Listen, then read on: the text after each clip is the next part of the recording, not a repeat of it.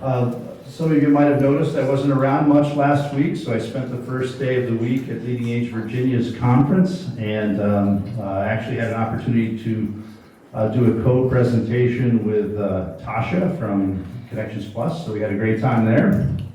And then the second part of the week, I was with the other Kendall CEOs in Washington, D.C. at Leading Age headquarters for a meeting, which we do annually. The main topic of the meeting was really discussing wellness initiatives.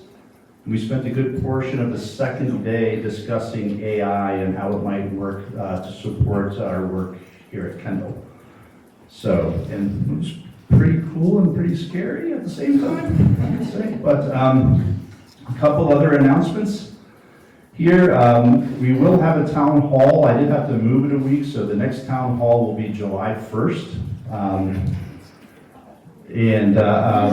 You'll look for an announcement for that. My hope is that we will spend a little time, just general updates, but we'll spend a little time looking at the We Care Connect survey results that we ask you guys to do these surveys. I think they come by either email or phone calls, that kind of thing. And I'd like to show you the results of some of the surveys and then also talk about the process itself a little bit. So, on July 27th, we will be hosting the CFOs from all the Kendall affiliates here on campus for their meeting. They'll be here for about 3 days. They obviously chose to come here to spend some time with Felicia before her retirement. So it's a tight group of people. I understand they're the most fun group, which is strange for accountants, but that's fine.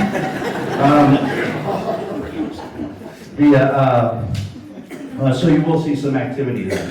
And then preliminarily, I just want you to have this on your radar. We'll get some more announcements out. Vassar Bird will be here.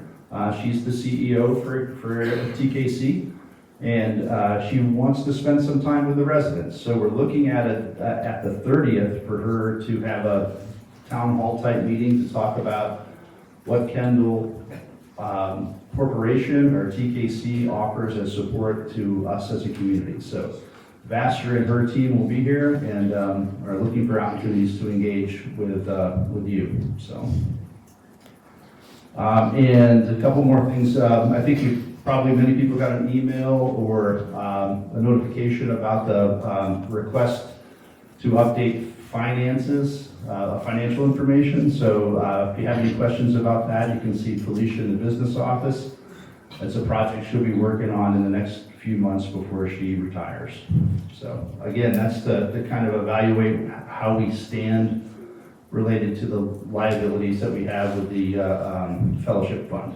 So, and also, I think we've had some concern about some young kids on scooters and bicycles and this kind of thing going on. I did reach out to the city manager and talk to him about the ordinance that's downtown related to scooters and skateboards on sidewalks. They're apparently something you shouldn't be doing. So I talked to them. He referred me to the police. Sounds like a big deal. I talked to them a little bit. They're going to drive around a little bit more frequently and see if they can help educate these youngsters to stay off the sidewalks on their scooters. Bicycles on the street, I'm okay with, just look out for them. So, any questions for me about these topics or anything else this morning? Yes, sir. Will there be an opportunity for us to interact with the CEOs of the other Kendall properties while they're here, or is their schedule pretty packed? It would be it's the CFOs. CFOs, excuse me. No, it's a closed meeting for that CFO group. Okay, Yeah. okay, thank you. Thank you. Yes? Those kids should be wearing helmets. They should be. That's absolutely true. And the officer actually made that point that, his approach to this will really be to try and talk to the kids about bicycle safety and scooter safety, not to, hit them with a taser or anything like that.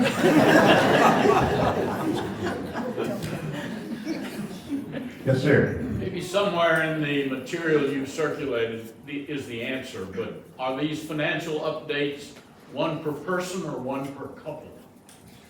I think it's per couple. I think it's, yeah, per unit. Yeah, per household.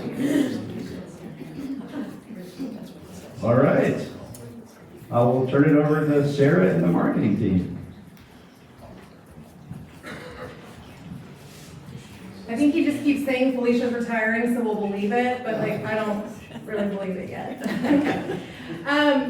Just so you know, community is always important, something we talk about in strategic planning, something we're always talking about here. So I wanted to let you know about a few things that are going on in the community that you all can be a part of.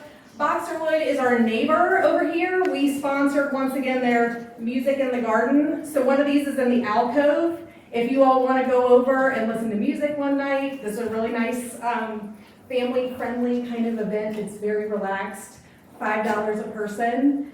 Just wanted to let you all know we're sponsoring that. Also, the Sheriff's Office has been holding senior socials, and they also did a donation of baby dolls to the Borden Center. So we want to support that as well. If anyone has any questions or would like to go to one of those events, I'd be glad to give you more information. And I'm going to turn it over to Chris and Kevin. Good morning. So just a few really quick updates. Since our last meeting, Kevin and I have had 9 tours, triads, and meetings with folks from Columbia, Missouri, Pinehurst, North Carolina, Marshall, Virginia, Schuler, Virginia, Oakton, Virginia, as well as Fairfield and Buena Vista, and 2 from right here in Lexington. So that has added 1 additional waitlist member to our waitlist. And that brings us year-to-date to 22 new waitlist members in 2026. So the total waitlist now is up to 249 households, 81 of whom say they are ready now. We had 3 closings in May, none in June, and so far 1 each on the schedule for July, August, and September. So as always, thank you all for making our guests feel welcome as we tour them around the campus. Thanks.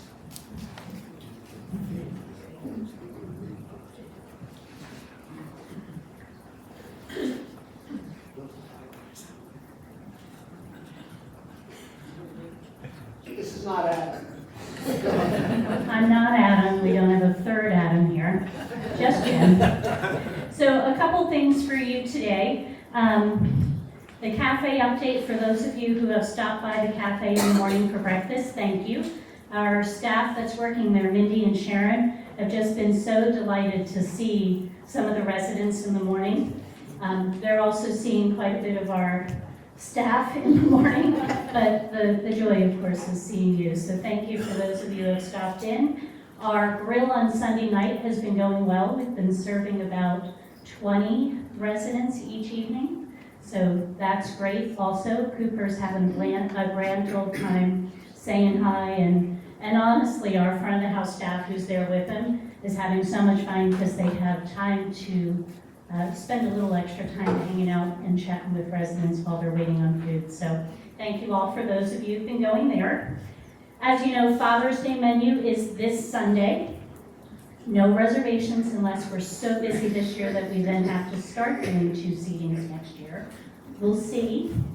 But that's coming. And just a heads up, the grill is not open that evening, but we'll go back to being open regularly on Sundays after that. Our new summer cycle menu begins Monday, so expect to see some more things like cold soups and summer vegetables and things like that. So that's coming.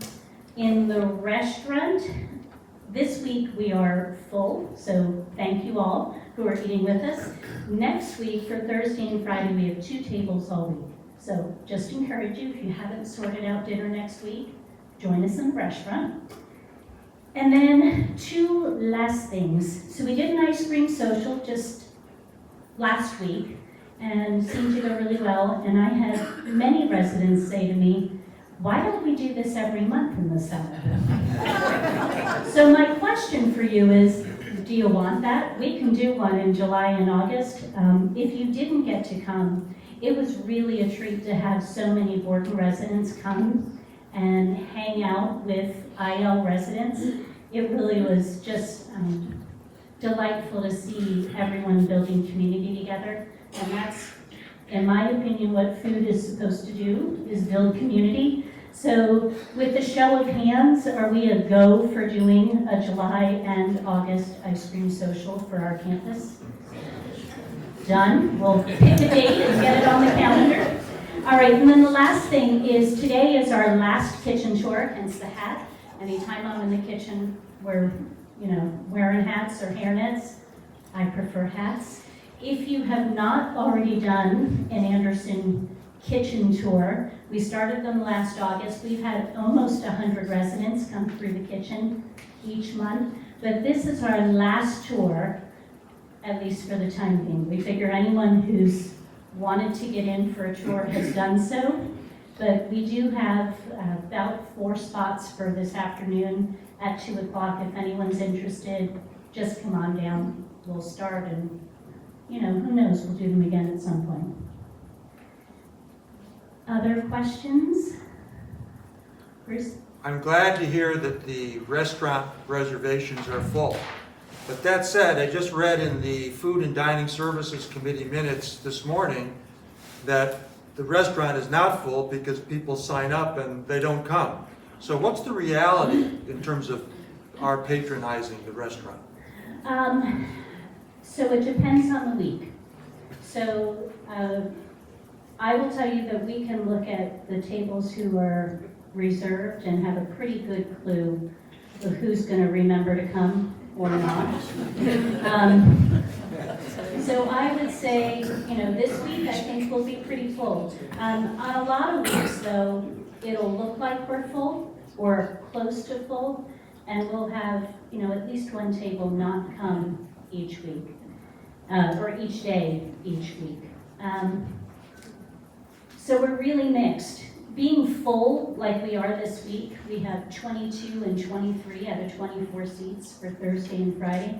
This is not normal, but I'm very excited about it.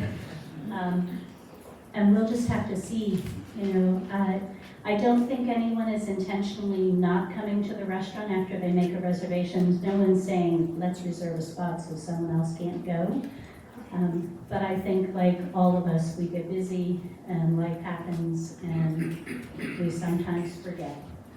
So I don't know how to give you an exact. So just some feedback, but I was recently involved in a party that dined at the restaurant, and the party was a little disappointed they had to get this late reservation, but it turned out the restaurant was virtually empty, so it's disruptive to people's scheduling. So it's just something to keep an eye on, Yeah, and I'm not, if you all have suggestions, please let me know the best way to communicate. We don't find out people aren't going to show up until they don't show up. On occasion, we'll get someone that lets us know a day in advance, and when that happens, we reach out to some of the later reservations to see if they want to come earlier. But if folks don't just show up that evening, it's a little harder for us to do anything about it then. So I am open to suggestions if anyone has any on how we can communicate better. Like you said, Bruce, it would have been great for your table to be able to come earlier. There's no reason for you to come that late. But if we find out at 6:15 someone's not there, if we call, I don't know how helpful that is either.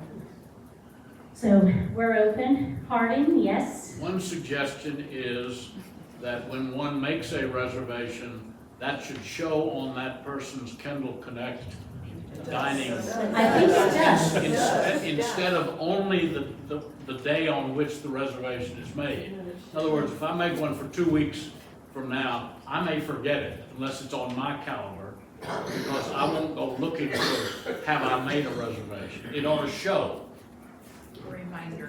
A reminder kind of a thing. Okay. Hold on, I'm gonna write that down because I thought it already did that. It does. They're saying it does. So, Vic, I'm sorry, put you on the spot here. So what do you need to If you make a do? reservation and you look in your Kendall calendar, on your Kendall Connect, it'll show up there on your notification that you have calendar. And there are ways to have that calendar event automatically show up on your private calendar also. And that's been documented, but there's ways to make it show up on your Google Calendar, your Apple Calendar automatically by doing that. So there are ways to do that. Sure. I'm so old, I don't deal with electronic calendars. Well, that's what Kendall Connect is, I have a calendar on unfortunately. which I write the pencil. We'll keep working on it. Anita? If we're going on the bus, we get a reminder, just a little slip of paper. I understand that anything we suggest creates more work for someone. But a slip of paper that says your reservation for Friday night is at 8:15 or whatever, might, put into a cubby might be helpful.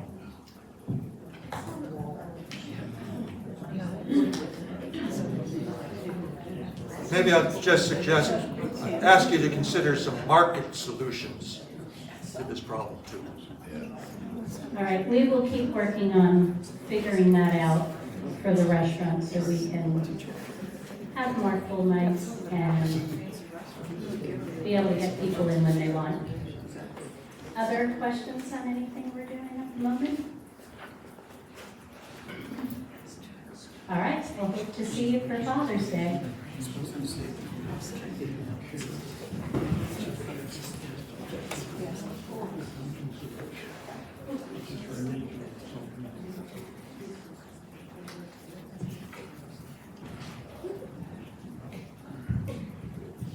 All right, thank you. I'm pretty sure if the question is ice cream, the answer is always yes, right? That's a no-brainer, I would have thought. All right, let me go down my list of updates, and then I'll take any questions from y'all. The VRF system, that big project continues. We brought in a third-party outside assistance firm yesterday, and they were able to help us do a partial reset on some of the failed zones. So I've had a couple residents come to me and say, hey, I noticed mine is kind of working today. And I said, yes, it's a Band-Aid, it's only a Band-Aid, but it's a better Band-Aid than we had 2 days ago. So some of those zones are now cooling in a limited fashion right now, so some progress there. Vacancies, ground supervisor position with us, still open without qualified applicants. HVAC tech, still open without any qualified applicants. And the seasonal grounds support, the one summer grounds guy we hire, we got one applicant for that advertisement. Kenny's going to interview him tomorrow. It sounds promising, but it's the middle of June, so we got one guy, so I hope he works out. The blinds installation progress project is almost done. The fitness blinds, the third zone that wasn't done yet, just arrived, and they'll be installing them when they're here for some other work as well shortly. The Columbia Gas Virginia pipeline project, that project development continues. About every 2 or 3 weeks, they ask me a question, I answer. I don't hear from them for a month. I get yelled at by the state's SCC. And then they come back with one more tiny question a month later, and I answer that. So it's moving, but I don't have a time or a project timeline or a project cost yet, and they promised me that some time ago, so hopefully soon. The rotational pressure washing we do each year just wrapped up on Sycamore. Contractor pulled out, I guess, last week. We had him do the signs as an additional bump to that. So the external signs, the wayfinding signs outside they did. And then Kenny and I drove around and inspected before we signed off on everything. And there was already bird poop on like 3 of them, like an hour after we did it. So yeah, we did them, but I'm not sure how long they'll look great or not. We did sign the contract and send the deposit for the refurb and the modernization of elevator number 3. That is the elevator over by Webster. They promised me they'll be here by the end of the year. It took over 2 years last time, so I don't know. But they took our deposit check, so we yell at them once a month if they're not showing up like I did for 2 years last time. We are having continuing problems with the courtyard irrigation system. We brought that firm back, I believe, 3 times now to work on it. Every time they're here, they find a different issue, they fix it, but then it still doesn't work, and it's a different tech each time. So we're not sure what's going on with that. The tank, we filled it now twice with 4,000 gallons of water, and then the guy says, oh, well, all the water dumped into zone 1 of your 2-zone irrigation, and we go up to zone 1 and it's dry. So it did not go into zone 1. We don't know where it's gone. But we did find some leaks. They were repaired. Got another round of checks going on now. I just don't think it's working very well or at all in some zones. But we continue to work on that with South River Irrigation. The preventive maintenance rotation continues. They are just starting the cluster cottages now. So you should see that team coming around into those locations in the near future. Update for my successor, he will be starting full-time on July 6th. We'll have about 3 weeks of full-time overlap. My last full-time day will be July 23rd. And then after that, I'll go to either a 1 or 1/2 day a week for an undetermined, probably lengthy period of time for some project management and for just right seat, left seat overlap with him to help him focus more on operational things. And I'll continue to try to provide some oversight on some of the big stuff that's going on that we just don't want him to go, oh my God, you lied to me in the interview, and quit right away. So we'll take it easy. We left a lot of stuff out when we did the interviews for Adam, the CEO, and he's still here, so I guess that does work out. Okay, that is my list. What have I missed? Any questions for me? Yes, sir. This might be the last time I get to ask you this question. What's up with the window washing? The question was, what's up with the window washing? I've reached out to that guy a couple times and we just never get any action on it. And I had a set up in the fall and he said he was too busy and had stuff going on and didn't. I've called back in the spring to set things up and he's like, yeah, we'll set it up. It doesn't happen. Kathy reaches out to him and he says, well, I'm available. When do you want me? And it just hasn't been properly coordinated. I don't want to do it now in the middle of summer. We'll probably wait if I'm able to get it coordinated at the end of mowing season and try it again. So that's a standing open contract with a guy we've been very happy with, except this last round, it just hasn't worked. There's another question over here. Yes, ma'am. Yes, I wanted to ask what the situation is with the HVAC system that services the fitness center and particularly the pool hall, and because the pool deck is absolutely stifling, and those of us who take classes in the pool are concerned about our staff who have to teach from that deck, and it's just horrible up there. It gets so hot. The question was about the HVAC system down by fitness. That is another one of the zone 8 heat pumps that has failed. I got a project proposal to do the replacement for that recently. When I went through it and checked it, it was wrong. It had all the wrong components. It was a copy-paste thing from a previous one. I just got the corrected proposal. It's sitting on my desk. I haven't signed it or validated yet, but I have to check them because we keep finding errors in this and people quoting work that's not the work that needs to be done. So it takes a little time to get it going. But that is one of 2 known failed zones right now, other than the VRF system. It's on my desk to be validated. Thank you.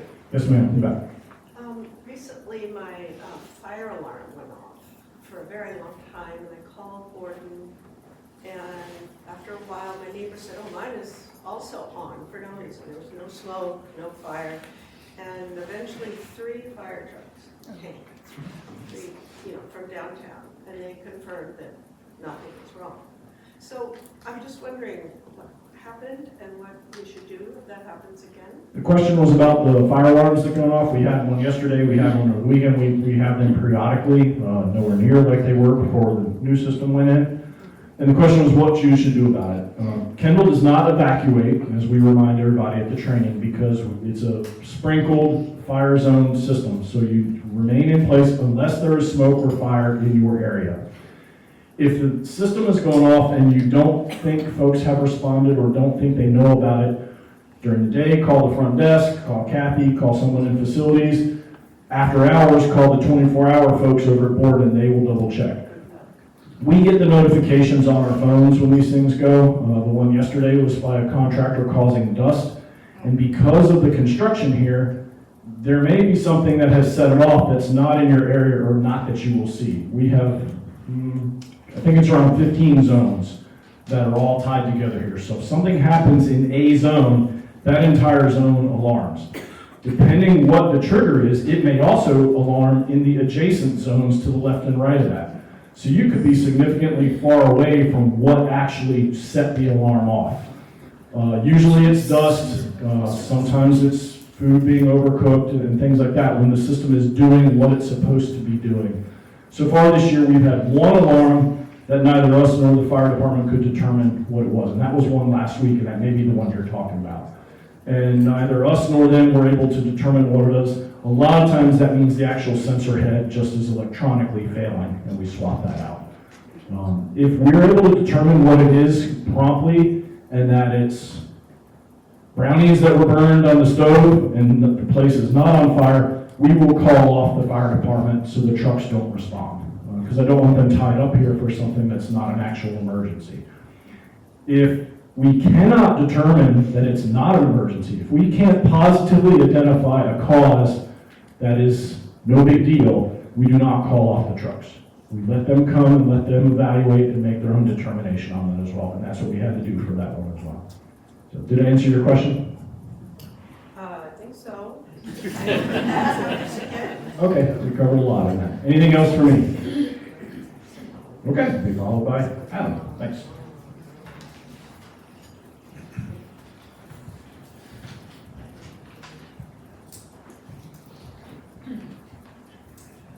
Last week, I attended the Leading Age Virginia annual conference as well, where aging services professionals from across the Commonwealth gathered to discuss trends, challenges, innovations in senior living.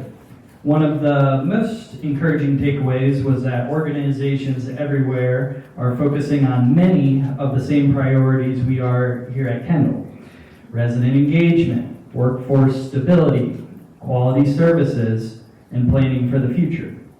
There was also significant discussion around technology, wellness, lifelong learning, and creating meaningful opportunities for older adults to remain active, connected, and engaged.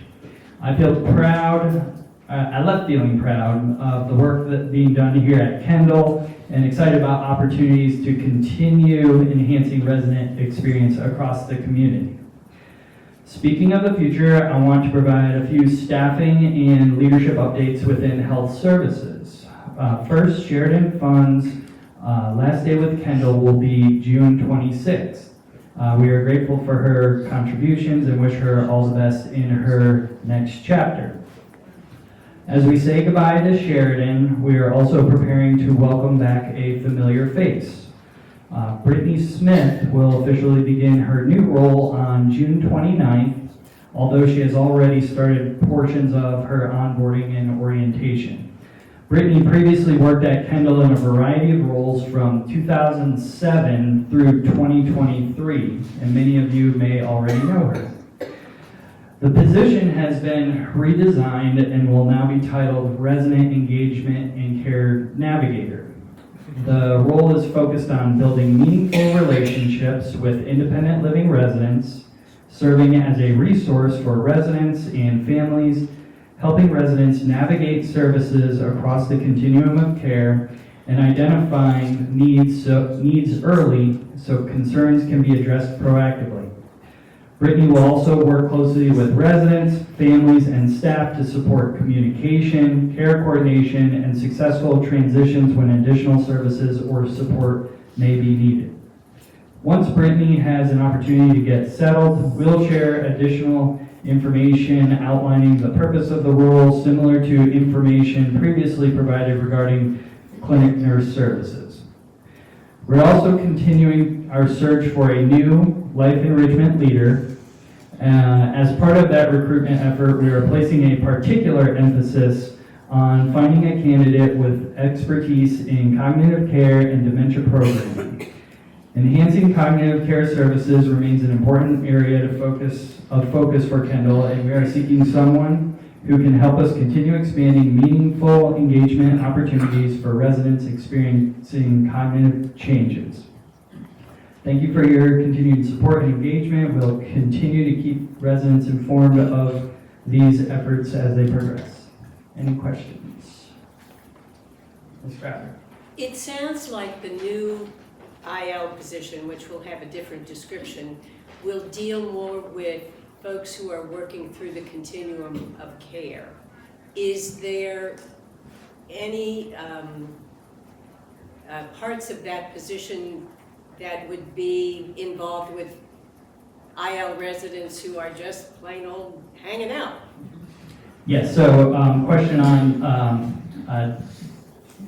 percentage of what area the position will focus on. And so to answer the question, yes, so part of the role, if not the majority of the role, is to build a meaningful relationship with independent living residents. And there will be some metrics around that, like in terms of, meeting with every resident at minimum annually, and so there are other factors.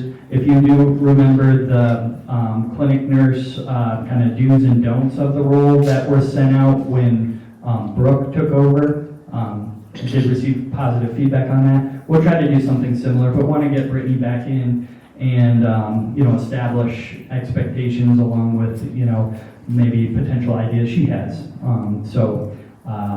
Meaningful relationships in independent living, which is kind of that resident engagement part of the title, and then care navigator is supporting residents throughout.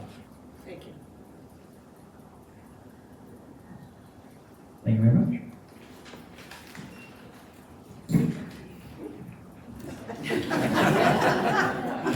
Thank you. Well, let me just say, last Friday, we scheduled a baseball game down in Salem.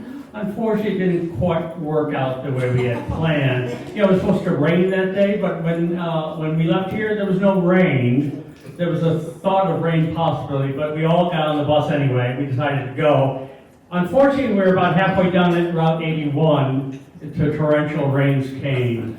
I mean, it was raining cats and dogs and chickens and cows and everything. And I want to thank our driver, Greg. He did an excellent job with zero visibility except for the headlights of the semi in front of us. It kept us on a steady pace and got us to the stadium on time. When we got there, however, they told us there'd be a 2-hour delay to the baseball game.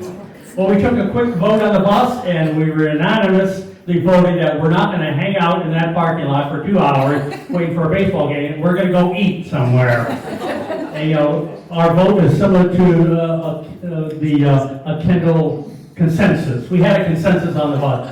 Well, thank God, Mary Ellen Rohr got on the phone and she called the local, I think it's Mac and Bob's. I guess she was familiar with this restaurant, and she called in and said, I got 1,400 people on this bus, and we need to eat now. And they said, come right over. So we went right over there. And amazingly, they had 2 empty tables ready for us, and so we all sat down and we had a good dinner that night. Of course, when we arrived, there was probably 500 people there under 25. All of a sudden, here comes 14 people over 50, 60, 70, 80. So we changed the dynamics of that restaurant, but we had a good time there. And when we were there, somebody told us the game had been canceled. And so, here we came all the way down to Salem to watch a nice baseball game, and it was canceled. The good thing about it, we got home by 10 o'clock, so we got home in time to go to bed. We didn't miss our bedtime. Otherwise, we probably would have been there until after midnight. So it turned out to be a pretty good day. So I do want to thank Public and Knowledge Greg, one of our drivers. He did an excellent job getting us there through the rain and fog and everything else. So that's what happened last Friday. But amazingly, Judy Harrison got on the phone and she got us tickets for the baseball game is coming in July. And it's going to be between the Salem Ridge Yaks, I don't know how they got the name Ridge Yaks, and the Delmar Shorebirds. Now, so unfortunately we're not going to be playing against the Fayetteville Woodpeckers, but now we're going to be playing against the Delmar Shorebirds. But anyway, that's going to be on Friday the 17th, and we reached out to everybody that signed up for this past game if you want to go to current game. So I think most of us will sign up for that. Anyway, that was so much sort of a it turned out all right. But in July, on the 11th of July, we're going down to the Attic Theater, again in Fincastle, for the musical Into the Woods. Now, this is an adult musical dealing with Cinderella, Little Red Riding Hood, The Big Bad Wolf, The Prince, and Jack and the Beanstalk. And they all do not live happily ever after in this particular play. So that should be interesting theater in the musical Into the Woods. And then we're going to Garth Newell. We're going to drive up to Bath County to Garth Newell for a play on the 12th, the Sunday, an afternoon performance in Vivaldi's Four Springs.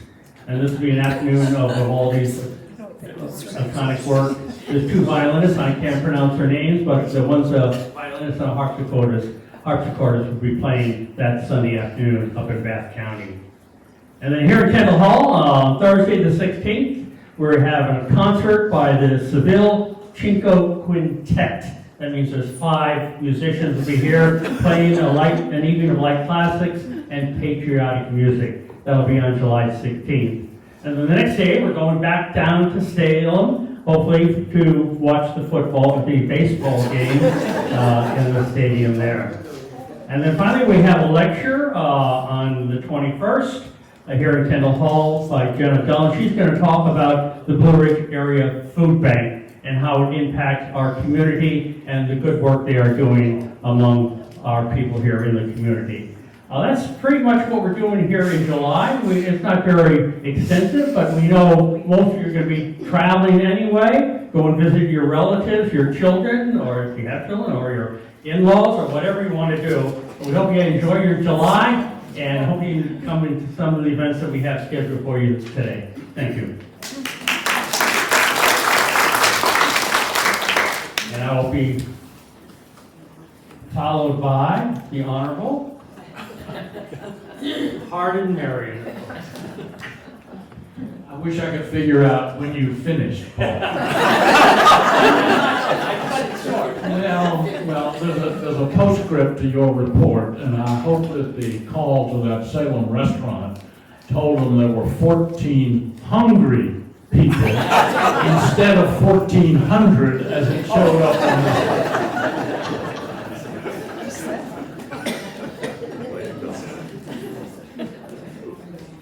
This afternoon, right here in Kendall Hall at 4:30, Professor Shayan Virgin will have his second lecture on electoral systems.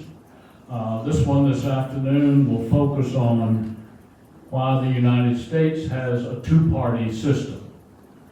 I encourage all of you to be here. The first lecture a week ago was terrific. And then there will be a final lecture here a week from today when he concludes his series. July, there is no Kendall College program. You have a vacation that month. And the next program is not until August, beginning on August 5 and running on August 5, 12, and 19. That program will be on terrorism, presented by VMI's Dennis Foster. And for a preview of that, you'll hear MJ Mayerchick report on that at the next month, July's President Association meeting. Any questions?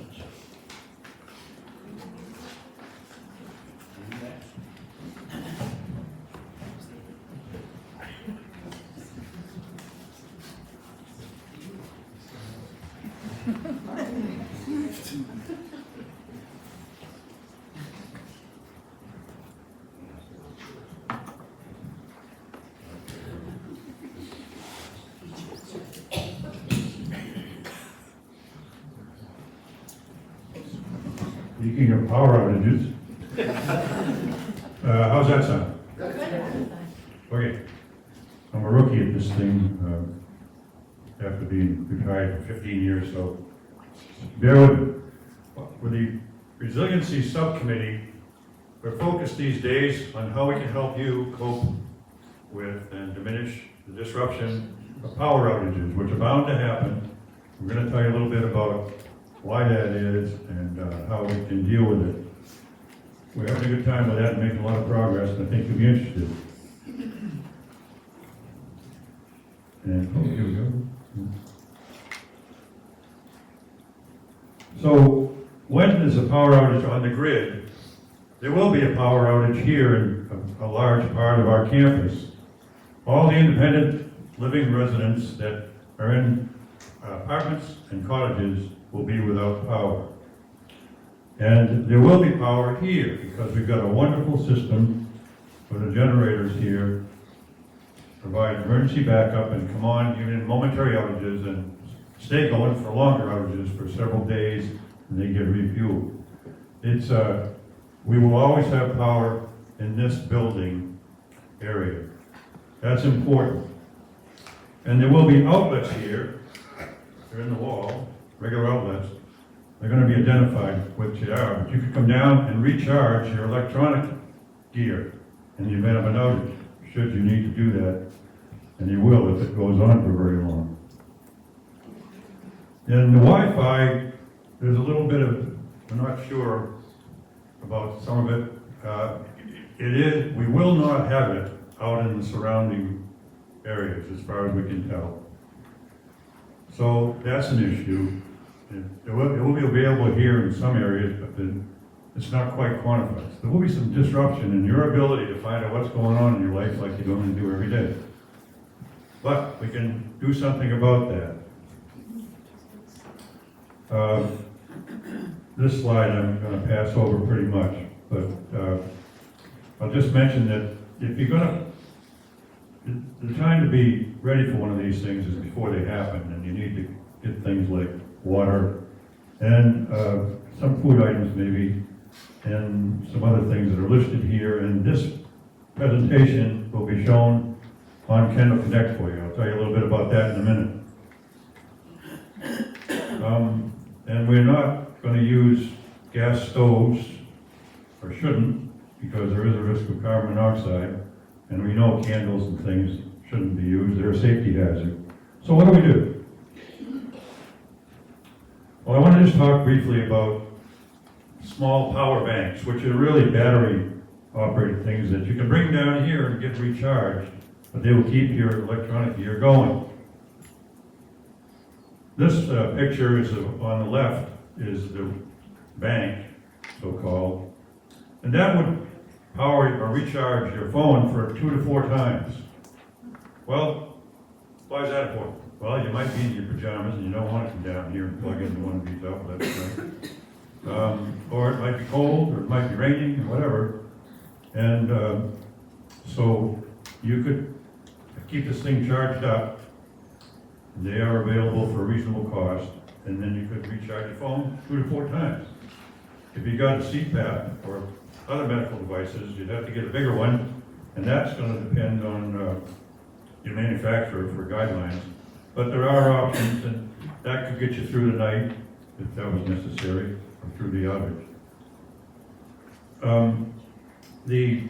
This is just an example of one that will do more than that. It's probably about 8 times larger than a normal power bank. And it costs about $200, but it'll power multiple things at once, including tablets and laptops and other high-demand things. So that's good. I wanted to touch on one more thing. And this is something, you know, when it gets dark, like where we live up on the ridge, it's going to be totally dark because the streetlights aren't going to work. And we can have rechargeable light bulbs. So when you plug them into a circuit during normal times, they will recharge, and then when the power goes out, they light up. You can light them up in the circuit, the lamp that you have, or you can take them out and move them around. You can even use them as a flashlight. That's a pretty good thing, and those are available, I think, even over at Walmart. How many of them? I'm almost there. So, As I mentioned, I've skipped over a bit of this presentation, but it's available now on Kendall Connect. I hope a lot of you use Kendall Connect for not just, reservations at the restaurant. Talked about, but this is important stuff. And if you go on there and you click on information, and then, so I get this right, scroll down and you'll come to power outage guidance for residents. Again, this is for independent residents, anybody that's in Borden or Webster, you don't have to worry about it, that is supplied by the standby generation. But for us independent residents, you can go on there and find a selection of power outage guidance for residents.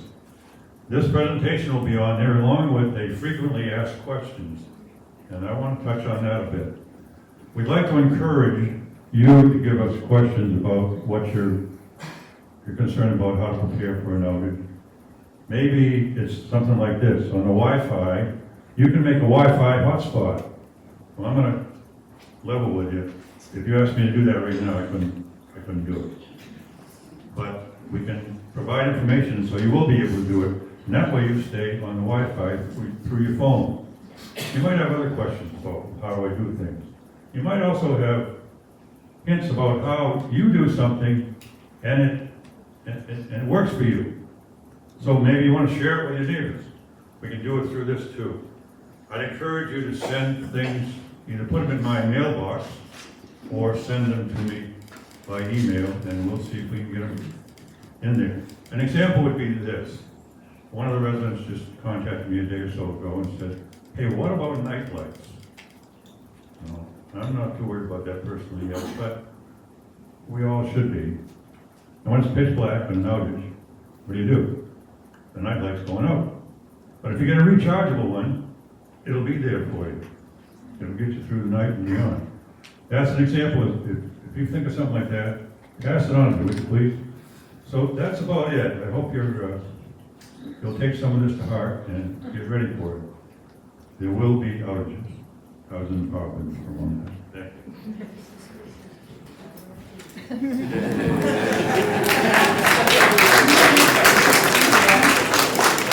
We have looked back. We haven't been sleeping well since the last cruise. We've been doing some other stuff. Microphone. Really? Okay. So the boat has been in dry dock. As you'll see, we had to make some major revisions to it so it would be useful for our next cruise.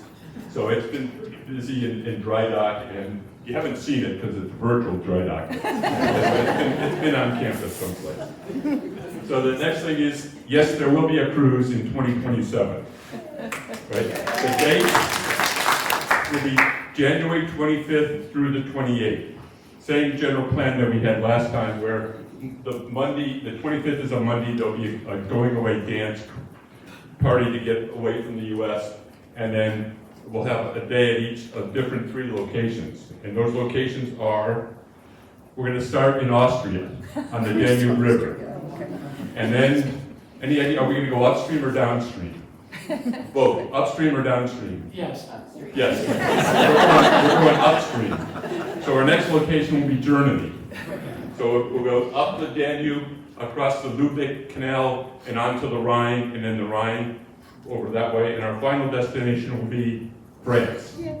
So on the 28th, the Thursday, we'll have France. So the main menu in the restaurant will be a French menu. We chose France, so we end up there for the restaurant menu. So a lot of the stuff will be the same as we did last year. I actually have recruited some people that did before. Felicia has agreed to come back and maybe do a cooking demonstration. So we'll get a chance to see Felicia and all that. So I know we're going to go. Any questions? Again, this is more of a save the date. There'll be more information. Again, this is going to be on Kendall Connect. There's already a site there underneath interest groups. Questions?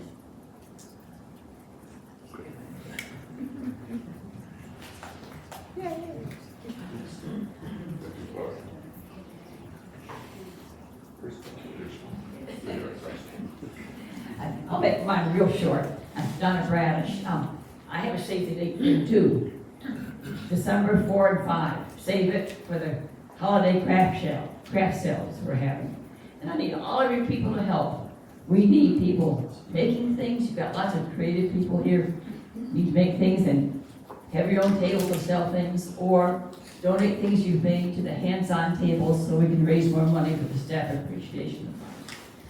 And the last way you can help is to come and enjoy yourself and purchase, spend your money. There'll be more in the connections each month, and I'll probably be at the each month reminding you again. We're looking forward to it. Jane. What's the date, Dawn? 4th and 5th of December. First weekend. Hey, folks. I'm just returning from vacation last night, so this is a very hurried, put together report that I got for you today, and it won't take very long. I'm here to tell you about the final donation amounts for our Staff Appreciation Fund, which ended last Friday. The total contribution amount that came in was $106,677. The number of residents that donated, 128. Now, the total amount that's going to be distributed to staff is actually $128,378.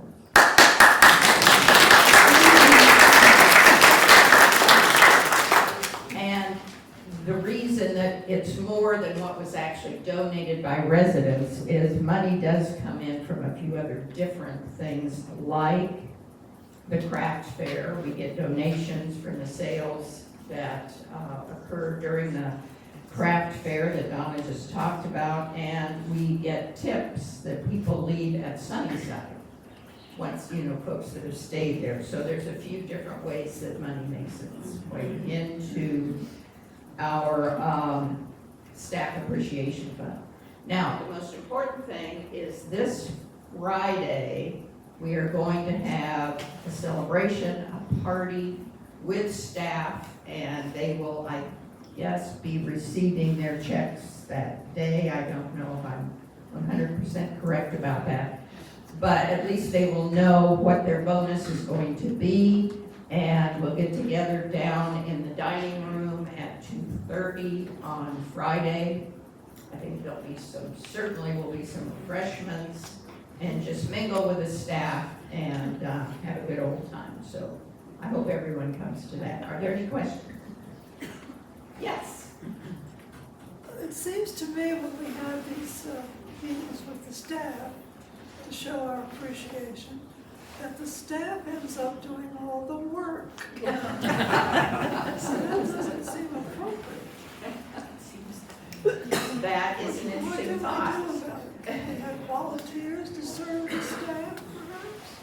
She has said that when we get together to celebrate with staff, it's the staff that end up doing all the work to prepare for the celebration. That's a thought. I don't know if we could come up with a different way to go about this, but we can look into it, I guess, if folks are interested in doing that. Any other questions? Yeah. Is there any thought to efforts to encourage a higher percentage of residents to contribute? I don't know. I don't know. We'll have to just keep working on it. This has been a fewer, less numbers of folks that have contributed this go round. We might need to look into why that could be. If people have some thoughts, I guess, on donations of this sort, you could bring it to the Residents Council. That's not much of an answer, but that's the best I got. So the percentage of residents contributing has gone down this cycle. How about the dollar amount? How do we compare to the past? The dollar amount is pretty much the same. Yeah, the dollar amount is not much less, but the number of residents was less this time. Jane? Yeah. Some residents may not be aware that when you donate furniture or household items to the staff auction, Right. that money goes into the staff appreciation fund, and I think that's probably a significant amount of money. So if you've got things that you don't know what to do with, and you think the staff would like to bid on, put it up to the staff auction. Good idea. Yeah, thanks for mentioning that. Ted? When you're counting people, if Elsa and I send one check, are we one donor or two? Two? Yeah. Anything else? Okay, thanks.